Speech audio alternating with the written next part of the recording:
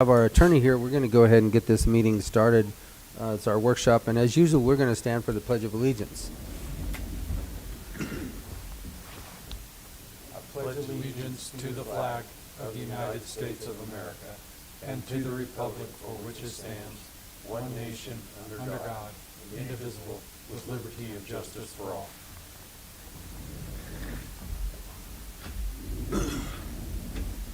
Okay, first thing we have on our agenda today is Operation Graduation, a request for the use of the Fairgrounds by Louis Stevenson. Louis Stevens. Stevens? I'm Yes. sorry. Go ahead, sir. Would you come to the mic? You can stand or sit, whatever, I'll stand. whichever you prefer. Turn it on. Over here. Nice to see you, gentlemen. Yep. Nice to see you. So yes, my name's Louis Stevens. Make sure that's. Is that better? Yeah. All right. Yeah, good to see all you fellas. And my name's Louis Stevens. I'm the president for the Dolores Schools project Operation Graduation. Every year they've had a tradition to bring the children together at the very last of the school year, once they've graduated, received their diplomas, to have an event together, a last bonding experience, and something to keep them off the streets of Montezuma County, to allow them to settle into the excitement of being a high school graduate. So we're asking the use of the arena for this. We're hoping to get it set in stone so that we know we have a place for our children to go for the night. I don't know exactly what time we will be ending that evening. I know that last year they said they ended at like 2 or 3 in the morning. I know that we'll have everything cleaned up and put back together before the next morning. So we're just asking the panel to approve that, and so that we can, and also to possibly waive the fee is what my vice president just asked. We had talked about it in our meeting in Dolores. It had been once before. We're hoping to do that as well this year. But it's really up to you gentlemen on how we go. So Justin, do you want to come to the mic? First of all, I know that last year the dates were pretty tight because we had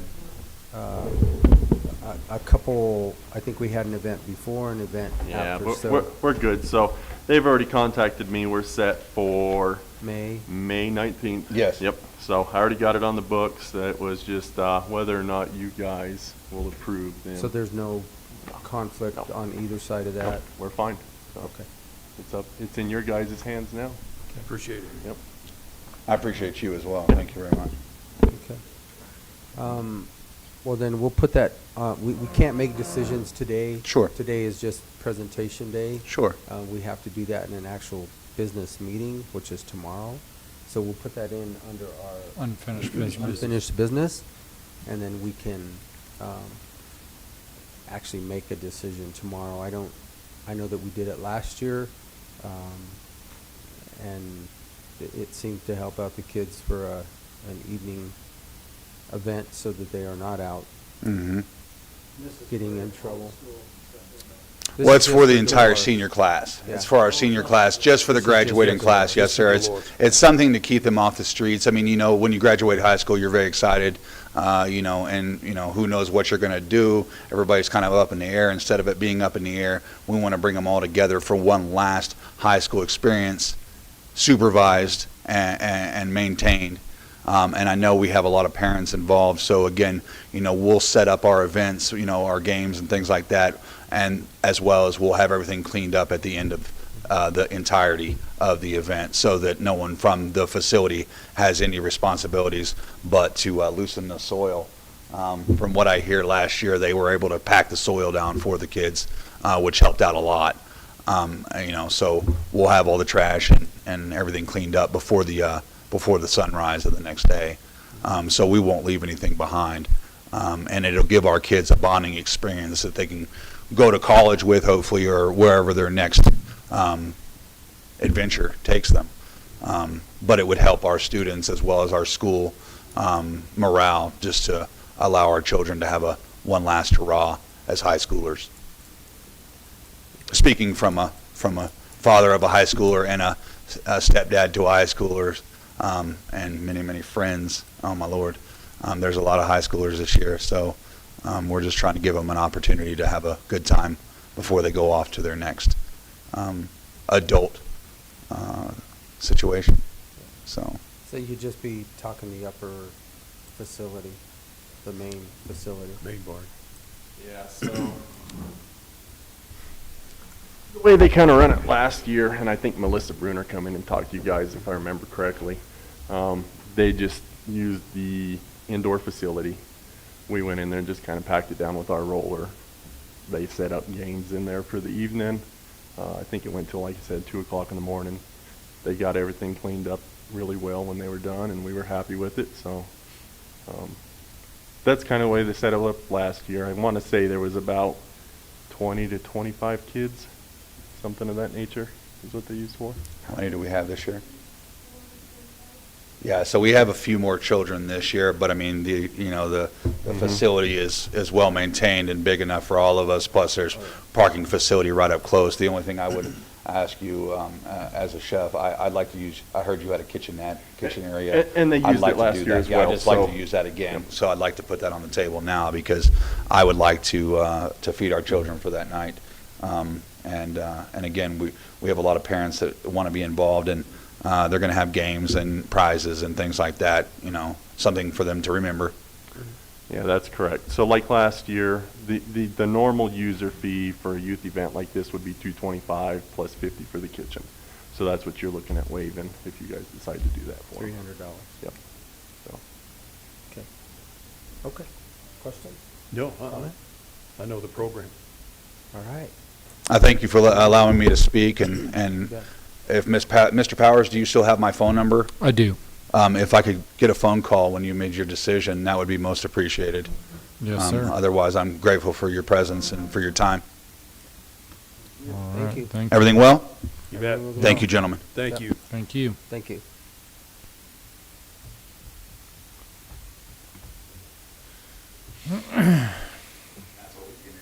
All right. Okay. Well, We draw a big crowd, don't we? easy day today. Yeah. Yeah. I'll send you a Tuesday invite for a not so easy day here in the near future. You guys can't think of anything controversial on the horizon, can you? Oh, no, I can't think of anything. Something a hair more controversial than this. Okay, gentlemen. I sent you the budget in your packets, and you've all got a binder with it in front of you. Feel free to use it throughout the remainder of the year, assuming you pass the budget the way it is. If you don't, we may have to fight, because there's a lot of work to change now. So the way you see your book that you have in front of you begins with the general fund, and just so you know, the numbers across the top line here, fund balance, and then here for budget 21, budget 22, you see beginning balance below that. These are corrected numbers from the auditor after audits are approved, so then the next year that jumps up a line. You've been through this multiple times. You do know that we are looking at a reduction in revenue due to the residential and commercial assessment rates reducing, as well as Kinder Morgan. And so then it goes into account by account through the general fund, as you've seen presentations, the commissioners, the county clerk, emergency management, treasurer, assessor, county attorney, the jail, and then all the sheriff's grants, JAG Ed, court security, JAG court security, post training, JBBS, which is jail-based behavioral services, the NRA range, which helps, which we haven't gotten in a couple of years, but helped to build and improve the range at the landfill, pretrial services, gray, black, and marijuana grants, the Dolores contract, peace officer grants, POMH peace officers, DCJ body camera,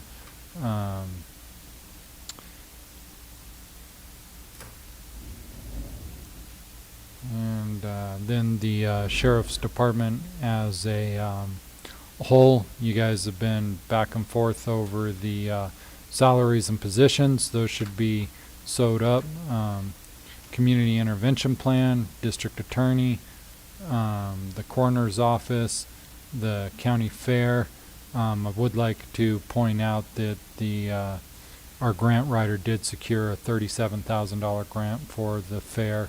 Some of that will be going towards offsetting lost revenue from 2020, and some of it will be seed money for promotions. The extension office, of course, the big one there is in the professional services, because they did secure the funding for the position in CSU. I don't believe that I've heard a name announced for the second agent yet, but we do know that's forthcoming. Planning, public health, which of course is the per capita that we have to pay, $1.50 per person.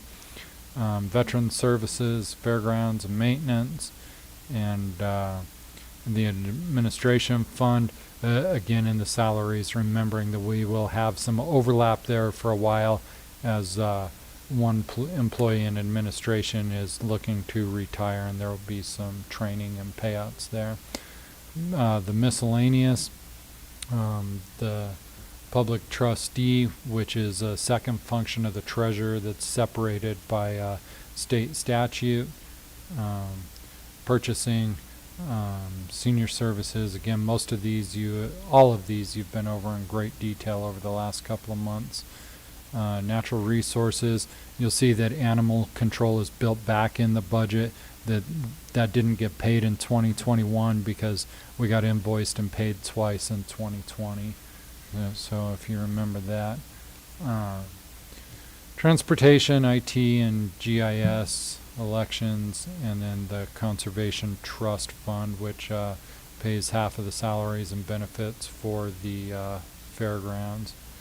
And then the Law Enforcement Authority, which is another board you act as, and that's a separate mill levy for the county that helps to offset salaries, benefits, and equipment for post-certified law enforcement officers in the county surveyor, and then the pass-through. So the total general fund revenue will be $13.4 million and expenditures $15.9 million, with the beginning balance of $9.8 million. That is leaving an estimated fund balance at the end of the year of $7.3 million, which is over 4 months of reserves. Road and bridge, same type of thing. You've got your different revenues stacked at the beginning, and then a breakdown by the departments within the road and bridge. First and foremost being the road and bridge department itself, and then the noxious weed department, and then the fleet department. With the noxious weed department, it's important to remember that anything that's not done on the county roadways has to be covered by these grants that come out of here. So you see weed program grants, CDA weed grants, Russian olive revenue, and that one's $156,000. Anything not done to the county roads through the weed department has to be paid through separate grants. And then of course you've got the fleet management. This does not include the money that will be spent with enterprise. That's found in the capital fund, where we previously had a vehicle replacement. And then let me change this view back, and in your books we got this straightened out where it's all landscaped and not portrait. Social services as presented, and let me shrink this size so you can see the whole page all at once. Again, the fund balance continuing to shrink there, but you have total revenues of $21.9 million, and then total expenditures of $22.3 million in social services. And that breaks it down by each program: adult protection, admin and cost pool, child support enforcement, core services, adult protection, Colorado Works and TANF, child care benefits, child workfare block grant, and then the non-allocated programs and food stamps and the others. Let me change this view back again.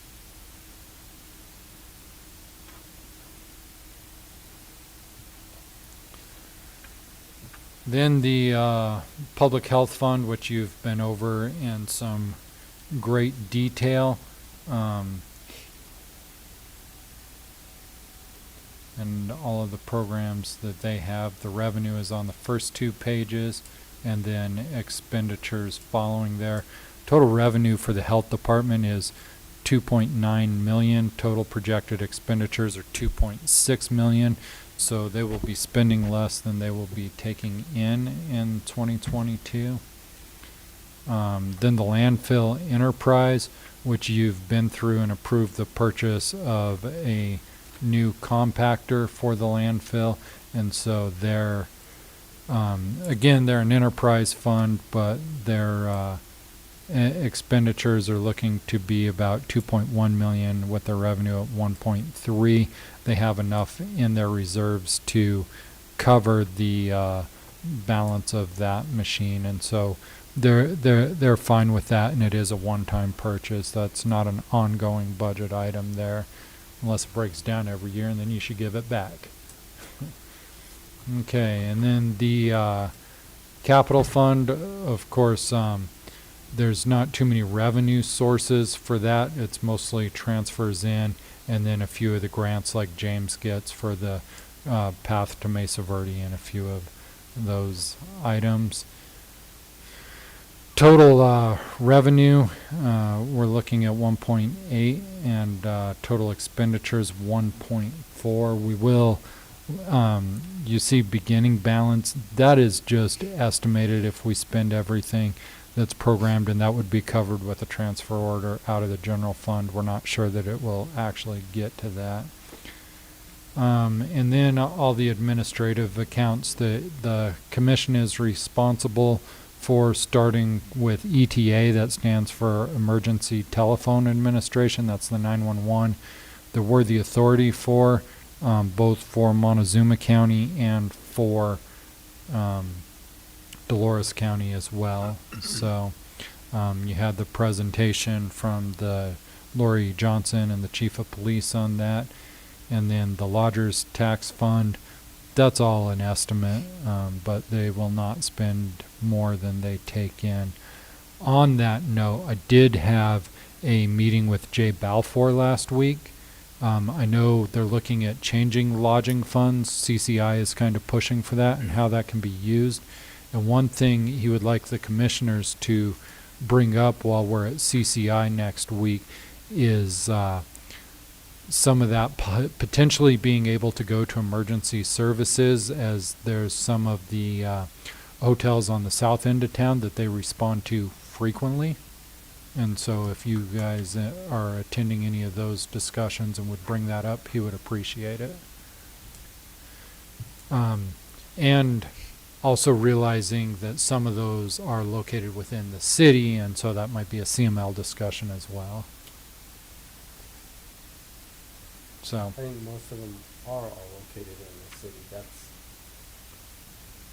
yeah, and I don't. There's only one in the county. I have not spoken with Aspermani or Zion to see if they have same concerns. There's I in don't all know. the city. Yeah, but they don't. Mancos and Dolores don't have their own lodging tax, so they're under ours. So, anyways, it's something to bring up with the CCI board. Conservation Trust, of course, we're looking at interest being way down on that, according to Ms. Black.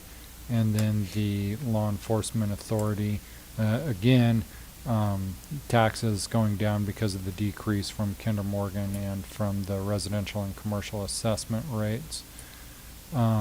The rest of these funds, an awful lot doesn't happen in. The Clara Ormiston Fund for the commissioners that are new is a fund that was set up to aid cancer patients by somebody who ended up passing away due to cancer. We don't see a lot of action in there, and I think that's something we should talk about more, about trying to use up what's in there. And then the Sheriff Forfeiture Fund, we don't know what will be seized or anything, so those get adjusted to actuals. Tabor Emergency Fund, we don't plan to use any of that money. The Contingency Fund, likewise, we don't plan to use any of that money. And the Revolving Loan Fund has only been used once since it was established. That was in 2020 when before the before the coronavirus before the CARES Act money came out, the county decided to liquidate that fund and make business grants available before anybody else in the state did, because we didn't wait for the CARES Act. So there is a limited fund balance remaining in there. It is the suggestion of our auditor that we would consider just closing that account and moving that into whichever fund you see necessary. So, no, the revolving loan fund. Put it in there. Put it in the Clara Ormiston Fund. You know, that could be one that you consider putting it into. So, so overall, we're looking at revenues of 54.4 million and or revenues of 49.2 million and expenditures of 54.4 million. You guys have been over and over this. If you're comfortable with where it sits, then we will get the public notice tomorrow out, and we'll have a notice for 2 weeks, and you can vote on this December 7th. Okay. Thank you, I sir. don't have any questions. I mean, We went over and over and over. I mean, we realize that it's not what we're gonna do all the time, but, with the ARPA funds, being able to use those for the lost, revenue and to backfill some of this, you know, we're gonna dip into reserves. And then we'll move on. So some of the cuts we've already made are starting, but Yeah. next year could be something totally different. So I think, the way it stands right now, let's go ahead and get it posted, get our, what do we have, 2 weeks advertising? We have to advertise it at least 2 weeks. We'll make it available on the county website starting tomorrow. We'll put the link out on Facebook, and we'll get the information with the link over to the newspaper and radio stations, and we'll be ready to go with that unless there's questions or comments on it. We've done everything we can do right now. We know where we're at. Time to start 2023. We're going to have two budgets for Two budgets. 2023. One One that if assumes that and we one have if to. not. Yeah, one if and one if not. So, and at some point, the commission will have to seriously start considering an expansion of the jail. Right. But I wouldn't plan that at least until after November of next year when we have some answers. Well, we can start looking at options and bonds. Correct. There are ways to take care of that, so. Okay, if you guys are good, we'll get it posted and Yes. December 7th. December 7th, I will plan to start the meeting at 1:30 just in case, and so, And I'll keep you guys posted for sure. If not, then I'll just do it via Zoom. Okay. I mean, a lot of people are working remotely now. If you get stuck on a tropical island for the majority of 2022 and Stuck in an airport somewhere. Yeah, I'm gonna be stuck at an airport, yeah, that'd be worse. Okay. So, Very good. all right, for Move some forward. reason, I had in mind that somebody else wanted to discuss something else, but I don't think, remember what that was. Yeah, I just had one other thing real quick, Shaq. And I did send an email out about this, but just wanted to chat with the commissioners about the Board of Adjustment. What that is, it's something that's mentioned in our land use code. In essence, it's a board of 3 to 5 people that's formed to review zoning decisions of the commission. What the state law says is, again, it has to be 3 to 5 members. There is legal precedent that says that commissioners can serve on that board of adjustment. As far as I know, we haven't had one before, but we did get a request for review by that board of adjustment. And so that's something that I'll certainly bring up tomorrow in my report, and we can try to make a decision at that point. But I don't know if you guys had any questions for me today about that board, or who you might want to appoint. Certainly, one possibility is that you just appoint the 3 of you, and the 3 of you serve on that board. That's not your only option, though. You also could go out to the community and try to find people in the community to serve. I think, Ian, this would be consistent with what we do with our BOE, our Board of Equalization. Board of Health, Board of Equalization. You know, we shift our roles, but we still, all 3 of us are appointed, because otherwise it's, these don't come up very often. It would be pretty difficult to get anybody to serve on such a board. So I think your recommendation is pretty sound, and I think, obviously we can make that decision tomorrow, but yeah, I think it would make a lot of sense to keep it consistent for the 3 of you to serve. And so I just wanted to bring that up today in case you had any questions. I don't think so. We'll just, we'll work under this appointment as the Board of Adjustments. We do it under the Board of Equalization, the Board of Health, and it just makes sense. Services, Board of Emergency Services, E911. Yeah. But it just makes sense. Board of Boards. Okay, sounds good. Well, I'll address that in my report tomorrow, and we can get a decision made. Okay.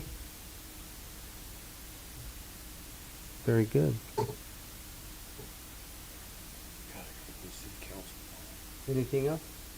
I have nothing further for the commissioners today. Okay.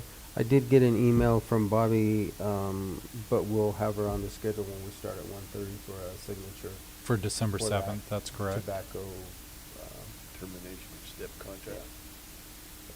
Okay. And so, just a reminder, and I'll do this reminder again tomorrow for people out in YouTube land. There will be no Monday and Tuesday meeting of the commissioners next week, as they will be at CCI. Correct. And then if we're talking about doing the meeting December 7th at 1:30, do you want to have a workshop on the 6th, or shall we just scrap that one? I'm good with scrapping I'll it. leave it up to you guys, but I think we could probably scrap that one. I don't think Okay. anything would be necessarily critical at that one. Okay. Okay. All right. Well, we'll scrap that one, and we'll be here at 1:30 on the 7th. and hopefully then Yeah, here in Christmas. not under a palm tree or in an airport. Yeah. Or If we have to pick, we would definitely choose the airport for you, Commissioner. Yeah, I bet you would. All right, gentlemen, thank you.